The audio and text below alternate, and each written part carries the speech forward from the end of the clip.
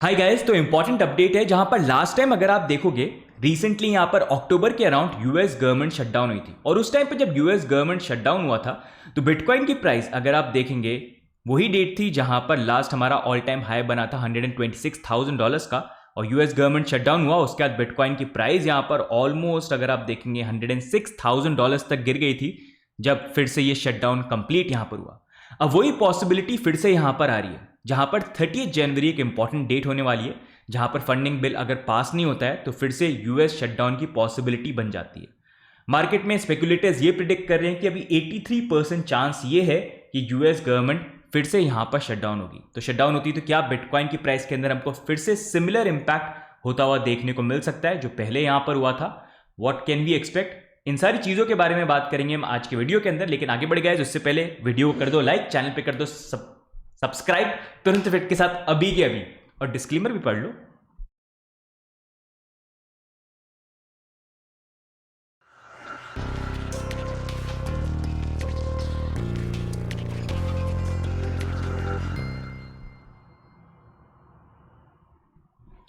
Okay guys, तो ये US government shutdown क्यों हो रहा है, क्या रीजन है, क्या पॉसिबिलिटी हो सकती है, बिटकॉइन मार्केट पे क्या इंपैक्ट आ सकता है, उन सारी चीजों के बारे में हम बात करेंगे।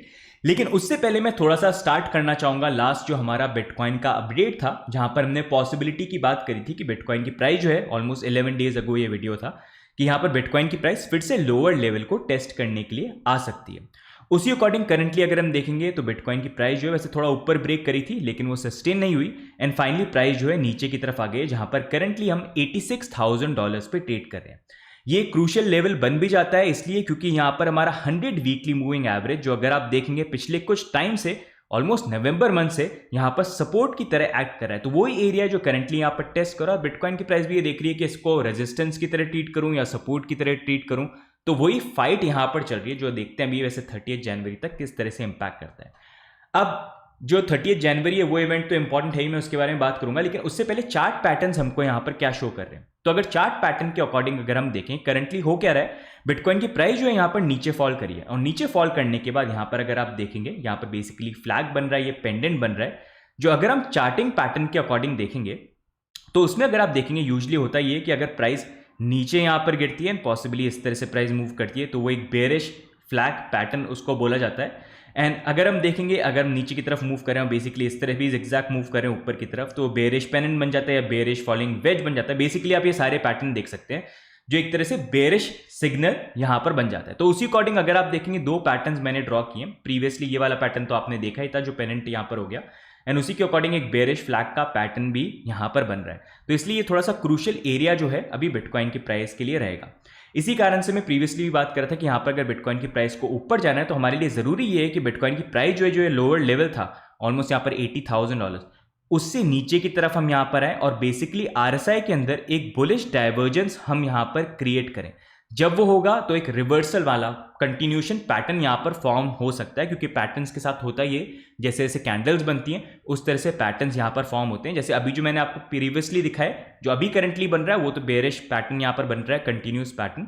लेकिन रिवर्सल पैटर्न के लिए अगर आप देखेंगे यूजली होता क्या है, प्राइस अगर नीचे गिरे भी है तो we see something like this जहां पर आप देखो नीचे की तरफ प्राइस मूव कर रही है और something like this bullish inverted head and shoulders. लेकिन हेड एंड शोल्डर्स पे इतना बिलीव नहीं करता हूं, बुलिश फॉलिंग वेज का हम ज़्यादा अगर ये पैटर्न बने दैट्स गोना बी इंपॉर्टेंट। तो इसलिए थोड़ा सा क्रूशियल एरिया भी रहेगा जहां पर अभी currently 100 weekly moving average support की तरह एक्ट कर रहा है। And as we have been talking about in previous videos कि यहाँ पर पॉसिबिलिटी अगर हम देखेंगे तो लोअर लेवल को टेस्ट करने की ज़्यादा है अगर वो हमको एक रिवर्सल पैटर्न की प्राइस ऊपर जाते हुए देखने को मिले।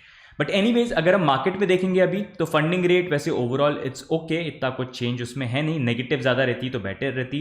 Long and short ratio is overall okay, 150 million के ऊपर और थोड़ा कम हो सकता था तो अभी भी थोड़ा सा I feel there is a scope. Fear and greed index पे करंटली हम 20 के लेवल पे आ गए। एक और चीज़ जो अभी काफ़ी मैटर करती है वो ये भी है कि ETF के इनफ्लो कितने यहाँ पर आ रहे हैं। मतलब एक्सचेंजेस पे तो लोग बाय सेल करते हैं लेकिन ETF पे एक्चुअल अभी जो नए लोग आए हैं बाय करने के लिए या इंस्टीट्यूशन जो बाय कर रहे हैं वो कितना बाय कर रहे हैं तो उसमें इनफ्लो अभी कुछ टाइम से इतना अच्छा चल नहीं रहा है। अगर आप देखेंगे ग्रीन कैंडल्स आप खुद देख सकते हैं कि कितना एक्चुअल में बाय हुआ कंपेयर टू कितना सेल हुआ, उसमें सेलिंग थोड़ी ज़्यादा अभी यहाँ पर हो रही है। मतलब लोग थोड़ा सा स्केप्टिकल हैं। बड़ा रीज़न ये भी है कि गोल्ड के अंदर काफ़ी बड़ी रैली हमको देखने को मिल रही है तो उसके कारण काफ़ी लोग कहीं ना कहीं यहाँ पे बिटकॉइन से निकल के गोल्ड के अंदर भी यहाँ पर जा रहे हैं। तो दैट्स द रीज़न है, क्योंकि प्राइस वाइज भी कोई इतना परफॉर्मेंस आया नहीं है अभी जो मार्केट में सिचुएशन यहाँ पर चल रही है। अब यहीं पर जैसे मैंने प्राइस वाइज तो बात यहाँ पर कर ली, लेकिन अभी 30 जनवरी क्यों इंपॉर्टेंट यहाँ पर रहेगा। जैसे मैंने आपको बताया कि प्रीवियसली जब बिटकॉइन ने अपना ऑल टाइम हाई बनाया था, वही एक टाइम था जहाँ पर यूएस गवर्नमेंट शटडाउन हो गया था, और उसी के बाद हमको बिटकॉइन की प्राइस भी यहाँ पर फॉल होते हुए देखने को मिली। ये एग्जैक्ट डेट थी 6 अक्टूबर। तो अब अगर हम बात करते हैं, सबसे पहले तो ये समझते हैं कि यूएस का गवर्नमेंट शटडाउन ये बेसिकली होता कैसे है। तो इसमें होता क्या है बेसिकली, एक सेकंड में थोड़ा सा ओके राइट। तो इसमें बेसिकली होता क्या है कि यूएस की जो गवर्नमेंट होती है ना, वो अपनी गवर्नमेंट के जैसे अलग अलग डिपार्टमेंट्स होते हैं, उसको चलाने होते हैं, तो उसको चलाने के लिए पैसे की ज़रूरत होती है। और उसके लिए क्या करते हैं ये लोग, कांग्रेस में मिलते हैं कि भाई अगर हमको आगे खर्चा करना है तो खर्चा करने के लिए क्या बिल होगा, और उसको फिर उसके ऊपर सबके सब वोट करते हैं और उसको पास करवाते हैं। दो पार्टीज हैं, जैसे इंडिया में एक तरह से बेसिकली मेजॉरिटी अगर आप देखेंगे बीजेपी और कांग्रेस हो गई, तो वैसे यूएस के अंदर रिपब्लिकन्स और डेमोक्रेट है। रिपब्लिकन्स जो हो गए वो डोनाल्ड ट्रंप की पार्टी हो गई, डेमोक्रेट जो हो गए वो जो बाइडेन वाली पार्टी जो थी, ओबामा वाली पार्टी, वो यहाँ पर हो गई। तो अब क्या यहाँ पर दो हाउस हैं, जैसे लोअर हाउस और अपर हाउस इंडिया के अंदर है, लोकसभा राज्यसभा, तो वैसे ही वहाँ पर भी कांग्रेस हो गया, सेनेट यहाँ पर हो गया, हाउस हो गया और सेनेट यहाँ पर हो गया। तो पहले हाउस में बिल जाता है, फिर पास होने के बाद सेनेट में जाना चाहिए। अब हाउस में तो मेजॉरिटी है यहाँ पर डोनाल्ड ट्रंप की पार्टी के पास, लेकिन सेनेट में यहाँ पर नहीं है। हाउस में बिल पास हो गया, फंडिंग बिल, कि भाई नेक्स्ट जो खर्चा करना है, पैसा खत्म हो रहा है, स्पेंड करना है, तो उसका बिल पास करवाना है, वो सेनेट में अटक रहा है, जहाँ पर जो डेमोक्रेट्स हैं उनकी मेजॉरिटी, और वो वहाँ पर अग्री नहीं कर रहे हैं।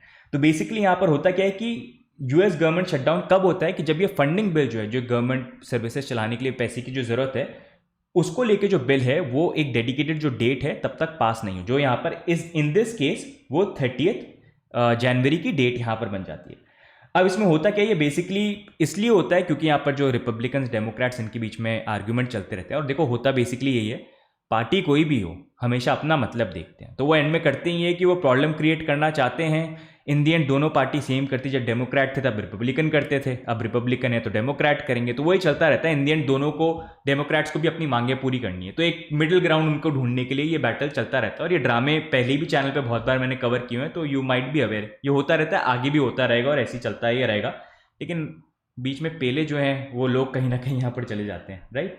अब यहीं पर अगर ये डील यहाँ पर जो है वो नहीं हुई, फंडिंग बिल जो है पास नहीं हुआ, तो क्या हुआ, तो वहाँ पर क्या होगा कि कुछ एजेंसीज जो हैं वहाँ पर मतलब उनको पे नहीं मिलेगी, उनको काम करना पड़ेगा। यहाँ पर ये है कि आगे जब वापस गवर्नमेंट शटडाउन कंप्लीट हो जाएगा, मतलब वापस रीओपन हो जाएगा, तो उनको पे मिलेगा, लेकिन वहाँ पर थोड़ा सा इम्पैक्ट आ जाता है।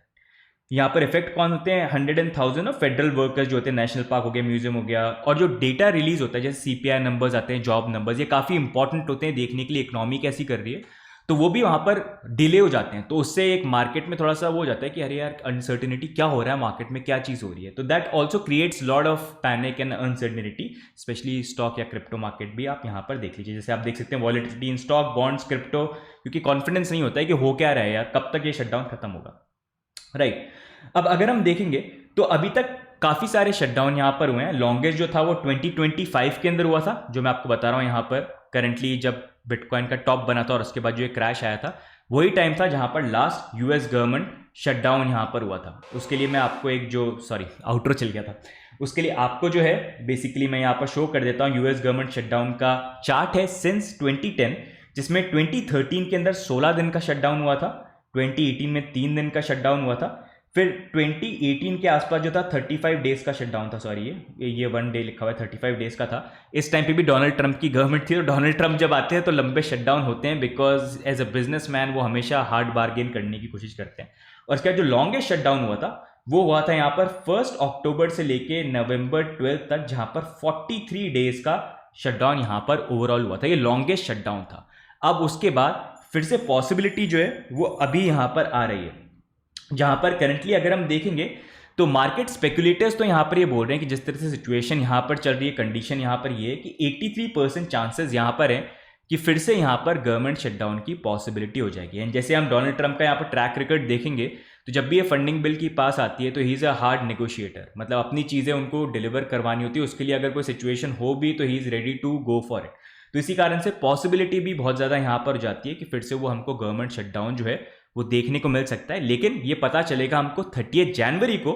मार्केट स्पेकुलेटर्स तो बोल रहे हैं पॉसिबिलिटी है। अब आप भी बताना आपको क्या लगता है, मतलब डोनाल्ड ट्रंप को लुकिंग एट हिम बहुत ज़्यादा पॉसिबिलिटी है शायद हो जाए।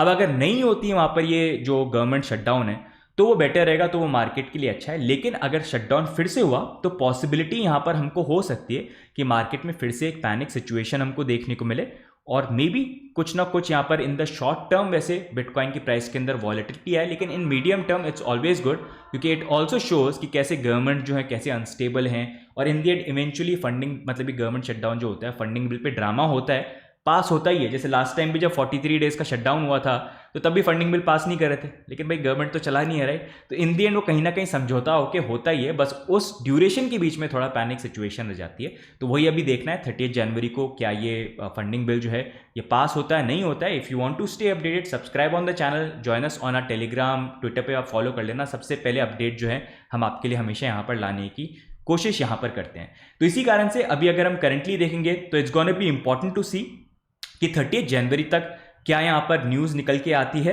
एंड ओवरऑल प्राइस वाइज जैसा मैं यहाँ पर बात कर रहा हूँ, अभी आपको पैटर्न्स मैंने यहाँ पर शो कर दिए। अभी तक तो पैटर्न जो है वो बुलिश वाले बने नहीं है, but that doesn't mean it can not happen in the future. वो जैसे से बनेंगे we will try to reveal it to you, लेकिन अभी के लिए support wise the level that you have to watch for is currently ये जो $86,000 का, let me show you the weekly chart. अभी करंटली हमारा जो टेस्ट कर रहे हैं $87,000 का जो ये लेवल है, राइट। तो गाइज ओवरऑल अभी मार्केट को लेके यही अपडेट थी which I wanted to share with you कि क्या हो रहा है और ये यूएस गवर्नमेंट शटडाउन क्या है, पहले क्या इसका इम्पैक्ट होता। वैसे एक और चीज़ मैं शेयर करना चाहूँगा, जैसे अभी गोल्ड की प्राइस काफ़ी ज़्यादा चल रही है, ऊपर मूव कर रही है, लेकिन जब लास्ट यूएस शटडाउन हुआ था उस पर अगर हम देखेंगे गोल्ड ने क्या इंपैक्ट किया, क्योंकि अभी गोल्ड भी काफ़ी ट्रेड यहाँ पर हो रहा है। तो अगर हम देखेंगे 1 अक्टूबर, मतलब गोल्ड ने उस टाइम पर रैली करी थी, मतलब बिटकॉइन की प्राइस फॉल करी थी, लेकिन गोल्ड जो थी अगर आप देखोगे यहाँ पर जब वो शटडाउन स्टार्ट हुआ तो उसके बाद ऑलमोस्ट यहाँ पर $3,800 से यहाँ पर $4,300 तक चला गया था। और फिर जब शटडाउन खत्म होने वाला था उससे कुछ हफ्तों पहले थोड़ा सा क्रैश यहाँ पर आया था।